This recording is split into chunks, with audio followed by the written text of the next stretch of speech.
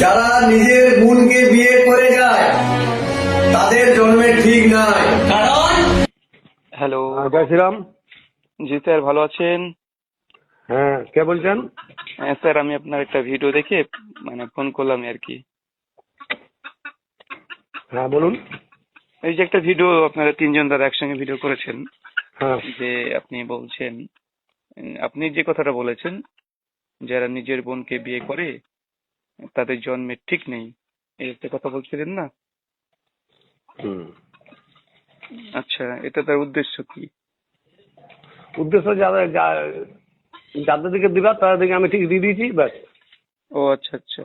মানে তো- যারা বলেছিল আর কি বাজে কথা, তাদেরকে আমি ঠিক উত্তর ফেসবুকেই দিয়ে দিয়েছি। ও তো ভগবান শ্রীকৃষ্ণজি তিনি যে তার পিসির মেয়ের সঙ্গে বিয়ে করেছে, তার নিজের বোন হয়, তাহলে তারও কি ঠিক একই ব্যাপার, মানে তারও জন্ম নিয়ে প্রশ্ন তুলছেন? যারা যে যে যে বুঝবে বুঝবে, যার অসুবিধা হবে সে। না না, ওটা বলছি না। ভাগবত পুরাণ দশম স্কন্ধের 58 অধ্যায়ের 31 নম্বর শ্লোক পরিষ্কার আছে যে ভগবান শ্রীকৃষ্ণজি তিনি তার পিসি রাজাদি দেবীর কন্যা মিত্রাবিন্দাকে শ্রীকৃষ্ণজি অপহরণ করে বিয়ে করেছেন, তার পিসির মেয়ে বোন। তো শ্রীকৃষ্ণজি তার নিজের বোনের সঙ্গে বিয়ে করেছে, তাহলে তারও কি জন্ম নিয়ে প্রশ্ন তুলছেন আপনি? আমি কারোর দিয়ে প্রশ্ন দূরে, যারা যা বুঝার বুঝুক।